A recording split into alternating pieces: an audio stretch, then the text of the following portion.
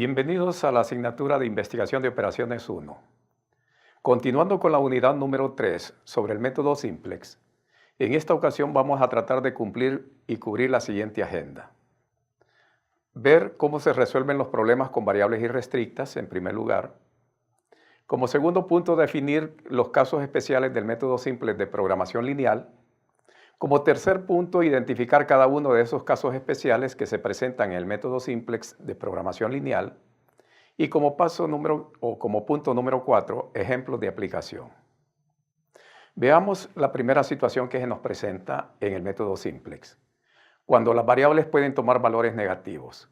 En este caso se nos pueden presentar dos casos bien específicos. Primero, que las variables irrestrictas se nos pueden presentar cuando una de las variables que aparecen en el modelo matemático tenga, por decirlo así, un valor irrestricto. ¿Qué significa eso? Significa que el valor de esa variable puede tomar valores positivos, negativos o ceros, pero a la vez puede expresarse en términos de dos variables no negativas, mediante el uso de la siguiente fórmula que vamos a utilizarla como una sustitución. A la variable irrestricta que le vamos a llamar x u y, así es, la variable irrestricta, la vamos a sustituir por un valor en esta fórmula que va a ser sustituida por x u y' menos x u y 2', donde el x u y' y el x u y 2' tienen que ser mayor o iguales que 0. Con esta fórmula, nosotros vamos a sustituir en todo el modelo matemático donde aparezca la irrestricta, la vamos a sustituir por esta fórmula que acabamos de mencionar.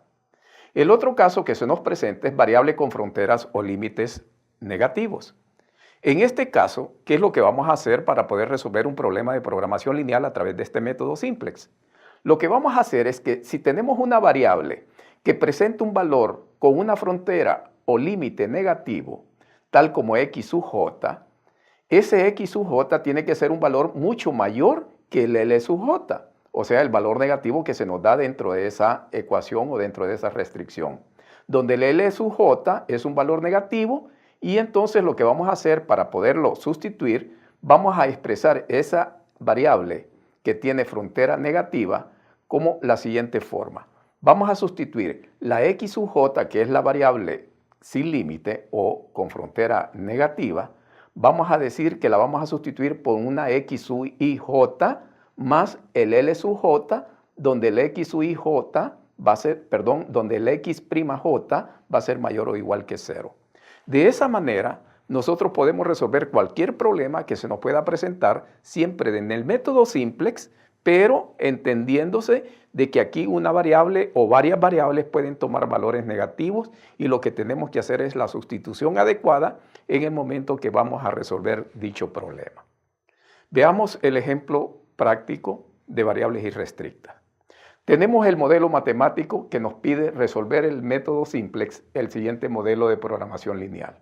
Y se nos presenta la función objetivo, que es maximizar z 2x1 más 2x sub 2, sujeto a las siguientes restricciones.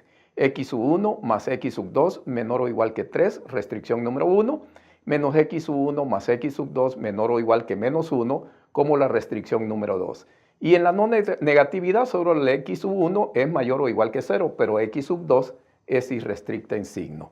Por lo tanto, puede tomar cualquier otro valor dentro de ella. Pero se nos presenta acá que en este ejemplo tenemos dos variables de decisión y tenemos dos restricciones, o sea, dos ecuaciones que vamos a tener que ver cómo las convertimos en su forma estándar para poderlo resolver. Debemos de observar que en este problema, todos los valores del lado derecho que aparecen deben de ser positivos, o sea, el 3 y ahí aparece un menos 1. Ese valor tenemos que hacerlo positivo de alguna forma y para poderlo hacer positivo lo que tenemos que hacer es multiplicar esa restricción por menos 1, toda la ecuación o toda la restricción 2 para que cambie el sentido de la desigualdad. Al hacer ese cambio de ese signo de ese lado derecho, lo vamos a hacer multiplicándolo siempre por menos 2 ambos lados de la ecuación. De esa forma nos queda de la siguiente. X sub 1 multiplicado por menos 1, como es menos x1, se vuelve positivo x1, el positivo se nos vuelve negativo, menos x sub 2 mayor o igual que 1, cambia la desigualdad por el cambio o por la multiplicación que estamos haciendo por el menos 1.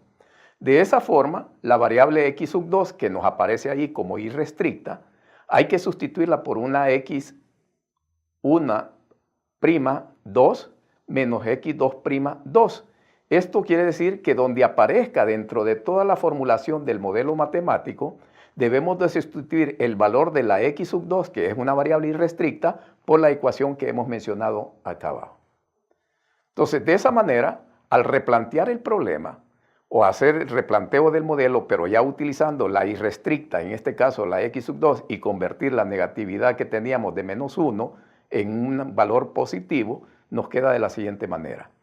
El modelo matemático se convierte ahora en maximizar z, siempre 2x1, de acuerdo al inicio, más 2, sustituimos el x sub 2, que es irrestricta, por la ecuación que hemos mencionado, o sea, más 2x' menos 2x2'.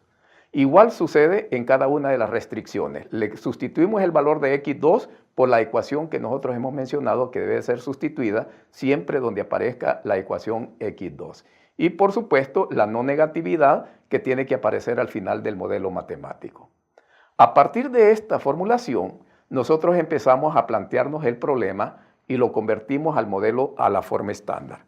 En esa forma estándar, prácticamente lo que estamos haciendo es trasladando los valores de la función objetivo que nosotros hemos considerado en este caso, pasando todos los miembros del lado derecho al lado izquierdo, pero con signo cambiado. Y esto nos queda de la siguiente manera. El z menos 2x1 menos 2x'2 más 2x2' menos 0h1, h1 menos 0h2 más ma1 igual a 0, eso se nos convierte en la primera ecuación. Para la restricción número 1 que tenemos en este modelo, que es del tipo menor o igual que, prácticamente para convertir la ecuación o la restricción en una ecuación de igualdad, lo único que tenemos que hacer es sumarle una variable de holgura e igualarle al valor del lado derecho y de esa manera tenemos la ecuación número 1. ¿Qué hacemos con la restricción número 2? De igual forma, como es del tipo mayor o igual que, ¿qué es lo que tenemos que hacer en este caso? Como es de mayor o igual que, entonces lo que tenemos que hacer es, para convertir la ecuación o la restricción 2 en una ecuación de igualdad, le vamos a tener que restar una variable de holgura, que es h sub 2, y le vamos a sumar a 1, que es la artificial 1, para convertirla en una ecuación de igualdad y la igualamos al valor del lado derecho, que es 1. Y no olvidarnos también colocar la no negatividad, que es una restricción que debe de aparecer siempre dentro de cualquier modelo matemático que nosotros estemos resolviendo. A partir de este planteamiento, nosotros podemos pasarlo a la tabla del modelo simplex y nos quedaría de la siguiente manera el modelo estándar. ¿Qué es lo que hemos hecho? Convertir z a una ecuación que le hemos llamado 0, pero trasladando todos los miembros del lado derecho al lado izquierdo e igualándola a 0. Para las restricciones, para convertirlas en ecuaciones, como ya les agregamos las variables de holgura y las variables artificiales a cada una de ellas, ya tenemos el modelo prácticamente transformado a la forma estándar. ¿Qué es lo que tenemos que observar? Tenemos que ver cuántas variables de decisión y cuántas variables de holgura y cuántas variables artificiales tiene el modelo. En este caso vamos a tener 2 o 3 variables de decisión, 2 variables de holgura y, por supuesto, una variable artificial. Como hay 6 variables dentro de este modelo, al verlo aquí en la no negatividad, sabemos que tenemos solamente 2 ecuaciones. Con esas 2 ecuaciones y las 6 variables, hacemos la diferencia del número de variables menos el número de ecuaciones y nos da que es 4. Este 4 significa que son las variables no básicas que van a aparecer en la solución inicial. O sea, que en este caso las variables no básicas van a ser x1, x'2, x2'2 y h sub 2. Por complemento, las otras 2 variables que no van a aparecer dentro de la solución o van a aparecer dentro de la solución van a ser las variables básicas. En este caso, h1 y h2 que aparecerán en la solución básica de inicio en el modelo que vamos a plantear.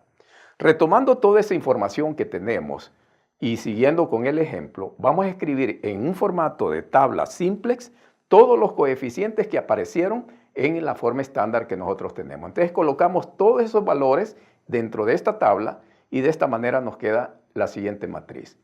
Esta tabla prácticamente nosotros le vamos a llamar la iteración previa. ¿Por qué previa? porque prácticamente se están utilizando variables artificiales dentro de este problema. Y para poder resolver un problema con variables artificiales, sabemos, y por lo que hemos visto anteriormente, no podemos resolverlo directamente. ¿Por qué no lo podemos resolver directamente? Simple y sencillamente porque a z, o los valores de los coeficientes que aparecen en z, tienen que aparecer en función de las variables artificiales. Y en este caso, como tenemos la variable artificial a1, vamos a tener que multiplicar esta fila por menos m. Al multiplicarla por menos m y sumándola a la fila anterior de z, nos va a aparecer el valor de z, pero ya en función de m. A partir de esta conversión que hemos hecho de los coeficientes de z para transformarlos en lo que es, llamémoslo así, z en función de las variables artificiales, entonces ya con esto tenemos para poder conformar y poder establecer nosotros la nueva tabla que nosotros le vamos a llamar, estableciéndola con esos valores de z en función de las m, para poder definir cuál es la variable que entra y cuál es la variable que sale para este problema. Observando la tabla y viendo todos los coeficientes ya dentro de lo que hemos hecho la modificación de z, ya z nos aparece acá con todos estos coeficientes que están dentro de este lado y por supuesto vemos en toda la fila de z los valores nuevos que aparecen de m. Como el problema hay que resolverlo, ¿sí? ¿Qué es lo que tenemos que hacer? Como estamos maximizando, se toma el coeficiente más negativo que se encuentra dentro de toda esta fila. Y al observar, vemos que menos 2m, menos 2 más m, 2 menos m, 0, m y menos m, la variable, por decir así, que tiene el cociente o el coeficiente, perdón, más menor o el más negativo, tenemos que es x1. Esa x1 va a ser para nosotros la variable que va a entrar a la solución del problema. Pero del mismo modo, agarramos los valores del lado derecho que aparecen acá, ¿sí? Específicamente de las restricciones, y dividimos este valor entre el valor de la columna de la variable que entra. En este caso vamos a dividir 3 entre 1 y nos da este valor que es la razón de 3. Al dividir 1 entre 1 nos da esta razón de 3. Entonces para escoger la variable que sale, vamos a escoger la razón más pequeña y de esta manera tenemos nuestra variable que sale que va a ser A1. Entonces, en nuestra primera iteración vamos a tener que x1 va a entrar a la solución y a1 es la que va a salir de la solución. Y luego, en el intercepto de la variable que entra con la variable que sale, vamos a encontrar el elemento pivote. En este caso es ese valor que aparece en ese círculo rojo. Además, debemos de identificar cuál es la fila pivote. La fila pivote pues va a ser la fila donde se encuentra la variable que sale. Una vez que se han identificado la variable que entra a la base y la que sale de la base, entonces vamos a buscar una celda pivote que la tenemos que hacer 1. ¿A través de qué lo vamos a hacer? Lo vamos a hacer a través de la eliminación Gauss-Jordan, de la siguiente manera.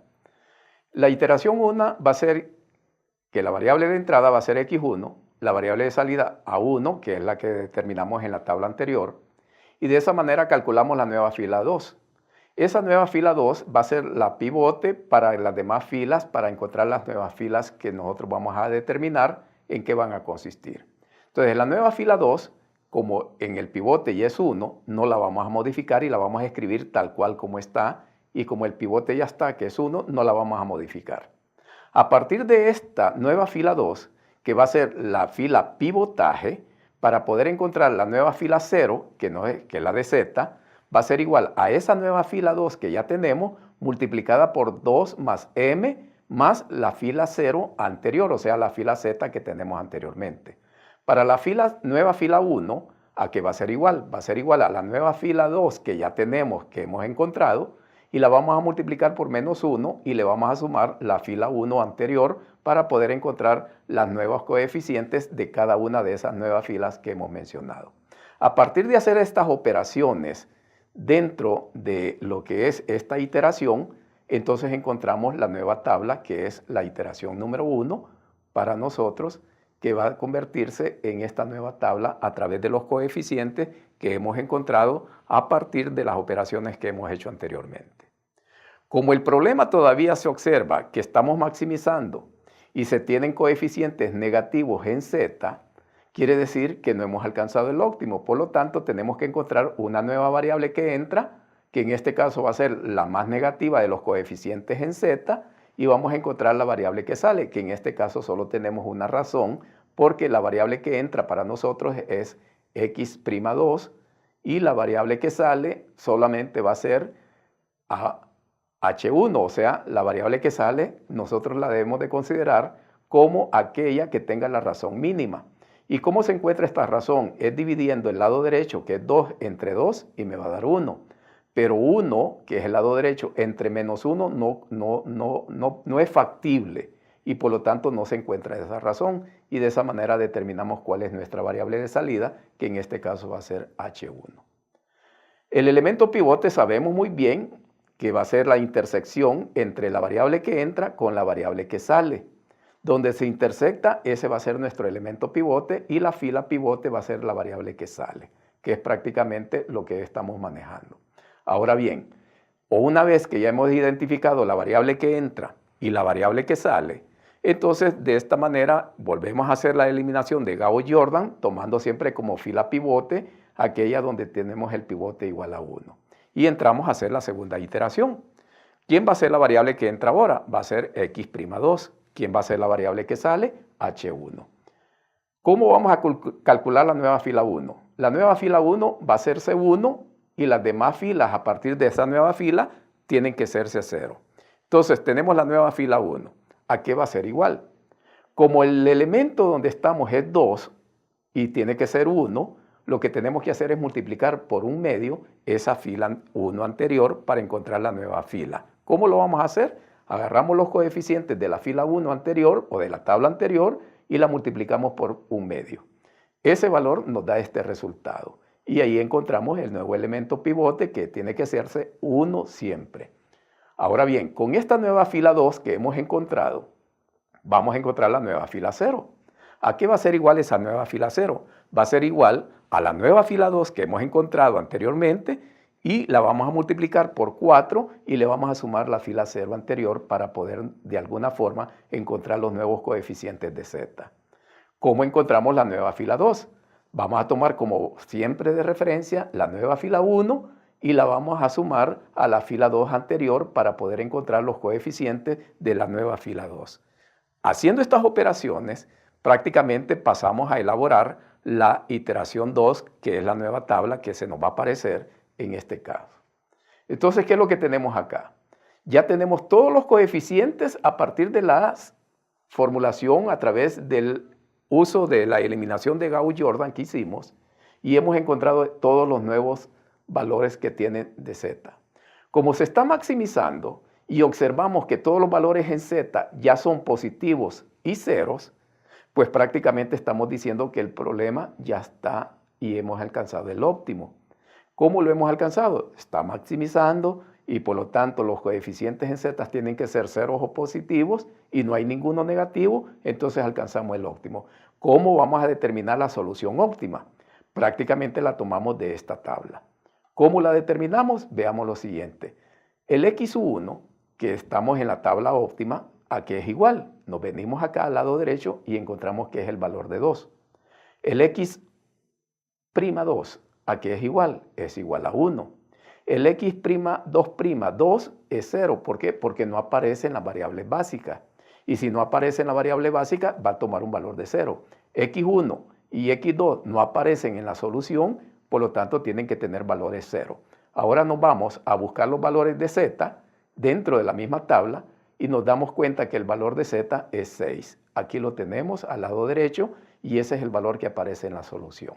Ahora, ¿cómo podemos comprobar que esa solución es la correcta? Sustituimos estos valores primero en la z original para la comprobación. Pero ¿cómo lo vamos a hacer? Primero vamos a tomar el valor de x'2, que ha sido sustituida por el x2 por ser una variable irrestricta, y encontramos el valor de x2 a partir de los resultados que hemos encontrado de esta tabla óptima. Entonces nos damos cuenta que al hacer la sustitución en la x2 original, tenemos que x2 es igual a 1. Sustituyendo ese valor de x2 y x1 dentro de la función objetivo original, nos damos cuenta que nos da un valor de 6. Este valor comparado con el que hemos encontrado en esta iteración óptima nos damos cuenta que es el mismo. Con eso estamos comprobando que el problema es el mismo con la solución que le hemos dado con la función objetivo original en función de los resultados que hemos obtenido dentro de esta tabla óptima de este problema. De esa forma se resuelven todos estos problemas que tienen variables irrestrictas para poder llegar de alguna forma a aplicar el método simplex de solución de problemas.